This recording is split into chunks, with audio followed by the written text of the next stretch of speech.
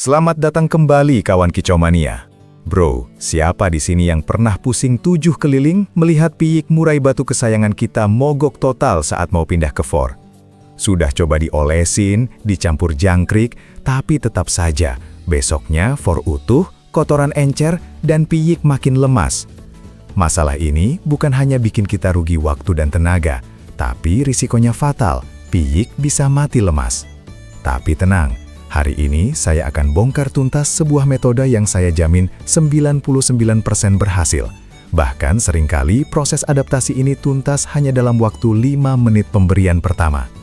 Ini bukan trik sulap, tapi psikologi makan burung yang kita manfaatkan secara maksimal.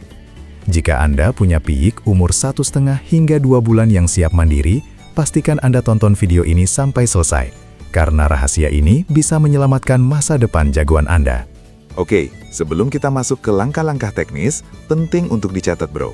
Metode 5 menit tuntas ini berlaku untuk piyik yang sudah di usia ideal, yaitu antara 1,5 sampai 2 bulan, di mana instingnya untuk mencari makan sudah sangat kuat, dan ukuran temboloknya sudah cukup matang untuk mencerna pakan yang lebih keras. Kalau piyik Anda masih terlalu muda, misalnya baru lepas loloh dari indukan dan belum punya bulu dewasa sempurna, sebaiknya Anda tunda dulu proses ini. Kesabaran adalah kunci, tapi jika usianya sudah tepat, kita bisa gaspol. Kita akan fokus pada 3 fase penting, fase bubur super, fase shock palatability, dan fase kering mandiri. Siapkan for yang biasa Anda gunakan, sebaiknya yang memiliki kandungan protein seimbang, 20–22%, dan pastikan Anda punya kroto segar sebagai pelicin atau jangkrik yang sudah dihaluskan. Persiapan yang matang akan memastikan kesuksesan 99% kita.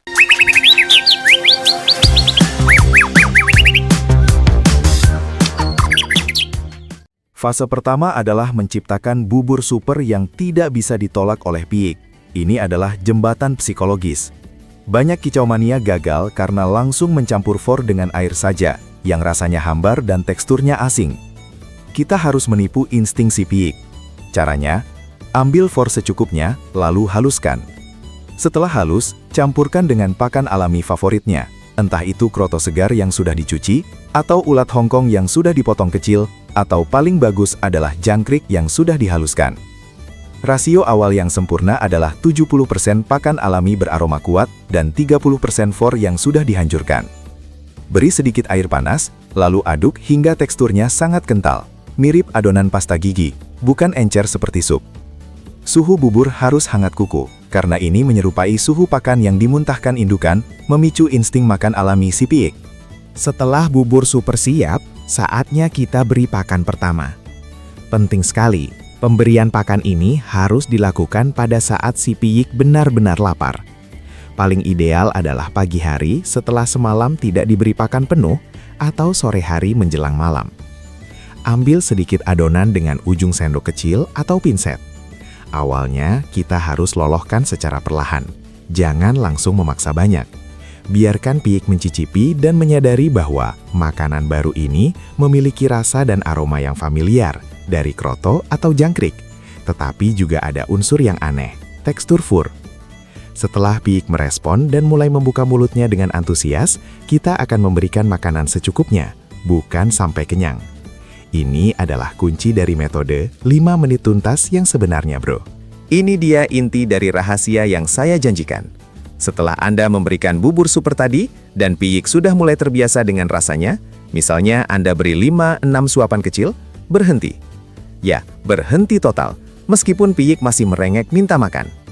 Metode 5 menit ini adalah shock feeding. Kita memberi pakan hanya 50–60% dari kebutuhan kenyangnya. Mengapa? Kita ingin menciptakan kondisi di mana piyik agak lapar, tetapi sudah tahu di mana sumber pakan barunya berada, dan sumber pakan ini sekarang mengandung fur. Setelah selesai, letakkan sisa bubur super yang sama persis dengan yang Anda lolohkan di cepuk pakan rendah di dalam kandangnya. Biasanya, waktu yang Anda habiskan untuk meloloh 5–6 suapan itu tidak lebih dari 5 menit. Karena dia tidak kenyang, instingnya akan memaksa dia mencari sisa pakan di cepuk, dan disitulah dia mulai makan mandiri tanpa sadar. Setelah tahap shock feeding, kita harus diamkan dan jangan ganggu piyik selama minimal 3 jam. Dalam masa ini, karena rasa laparnya, dia akan mulai mengais dan mematuk bubur super di cepuk. Perhatikan bro, Disinilah proses adaptasi for mandiri dimulai. Biarkan dia belajar mematuk. Jangan langsung ganti pakan EF murni di cepuk sebelahnya. Untuk 24 jam pertama, fokus kita hanya satu, memastikan dia mematuk bubur super yang sudah bercampur for itu. Jika Anda lihat di cepuk ada bekas patukan, itu artinya proses berjalan lancar. Ingat, kotorannya mungkin masih sedikit lembek atau warnanya campuran. Itu wajar, karena tekstur bubur. Yang penting, ada bukti dia sudah mencoba makan sendiri.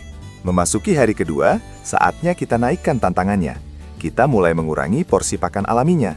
Jika kemarin rasionya 70% alami banding 30% for, hari ini kita balik menjadi 50% alami banding 50% for.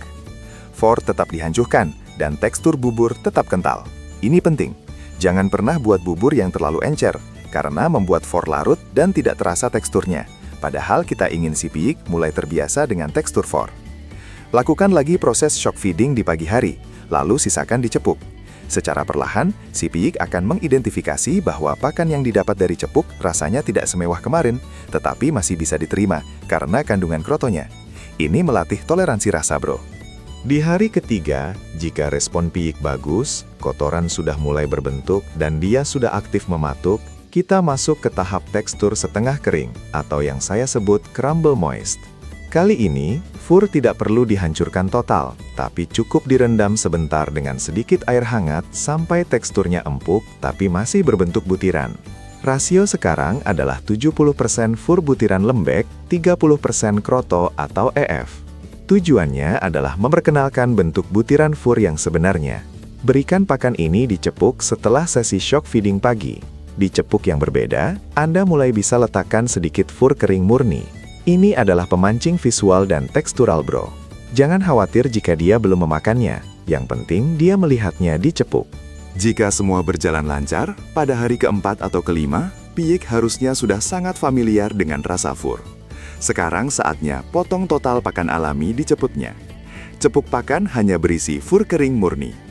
Jika Anda masih khawatir, Anda bisa membiarkan 1 atau 2 potong jangkrik kecil diletakkan di atas tumpukan fur kering sebagai pancingan visual. Strategi air juga penting. Jangan letakkan wadah air terlalu jauh dari wadah fur. Setelah mematuk fur kering yang keras, secara alami piyik akan haus dan segera mencari minum yang membantu melunakkan fur di tembolok. Ini adalah siklus alami yang kita manfaatkan. Dalam kondisi ini, kita harus tegas. Tidak ada lagi bubur super. Biarkan dia mandiri. Tapi bagaimana jika di hari ketiga dia mogok? Dia menolak crumble moist, dia hanya merengek. Ini sering terjadi karena mentalnya belum kuat. Solusinya, kita kembali sedikit ke belakang, tapi jangan kembali ke bubur super hari pertama. Kita hanya kembali ke rasio 50-50, tapi kali ini teksturnya lebih padat. Hal terpenting, jangan panik dan jangan langsung memberikan EF murni, kroto, jangkrik dalam porsi besar. Kalau kita beri dia pakan mewah lagi, dia akan tahu bahwa dengan mogok, dia akan dapat hadiah. Ini melatih mental burung. Jika dia mogok, biarkan dia agak lapar sedikit. Selama dia masih responsif dan kotorannya tidak hijau encer, dia masih aman. Rasa lapar adalah guru terbaik bagi piyik yang sedang belajar fur.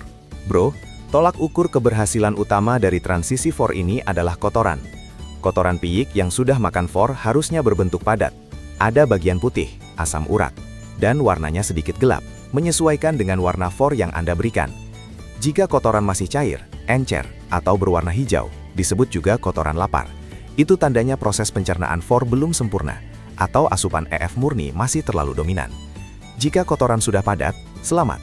Itu tandanya tembolok dan sistem pencernaan piyik sudah berhasil menyesuaikan diri dengan tekstur dan nutrisi for.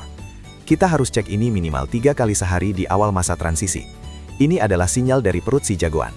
Lantas, apakah setelah piyik makan for kita harus stop total pakan alaminya? Tentu tidak, bro. For adalah pakan pokok, tapi EF tetap penting untuk pertumbuhan maksimal dan pembentukan mental fighter. Setelah piyik 100% tuntas makan for, biasanya hari kelima atau keenam, kita bisa mulai atur porsi EF harian.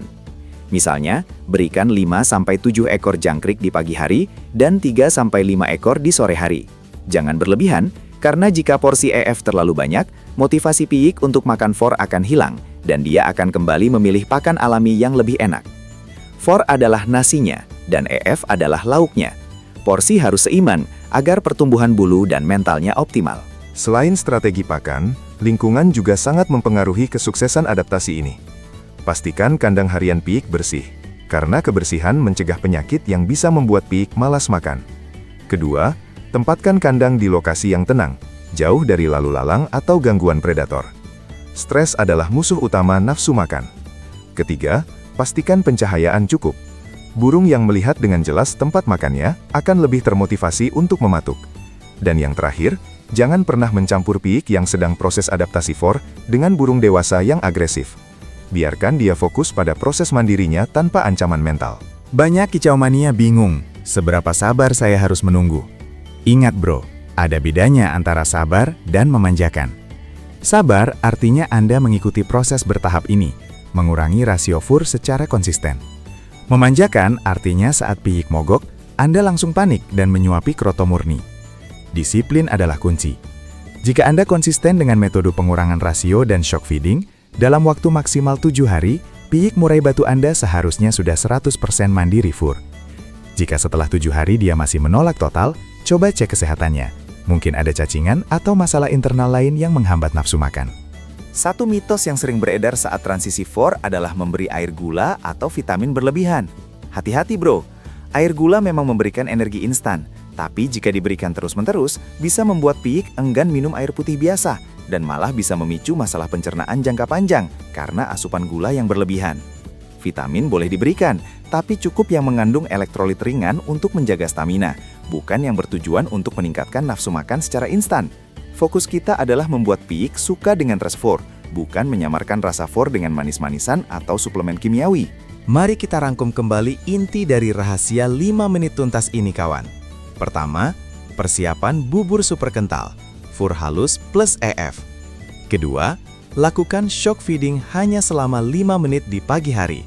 Berikan 50-60% dari kebutuhan kenyang. Ketiga, sisa bubur super diletakkan di cepuk. Keempat, lakukan penurunan rasio EF dan peningkatan FUR secara bertahap, 3 hari berturut-turut. Kelima, perkenalkan tekstur crumble moist sebelum masuk ke FUR kering total. Ingat bro, 5 menit pertama itu menentukan. Jika dia sudah mencicipi dan tahu rasa FUR, rasa lapar akan melakukan sisanya.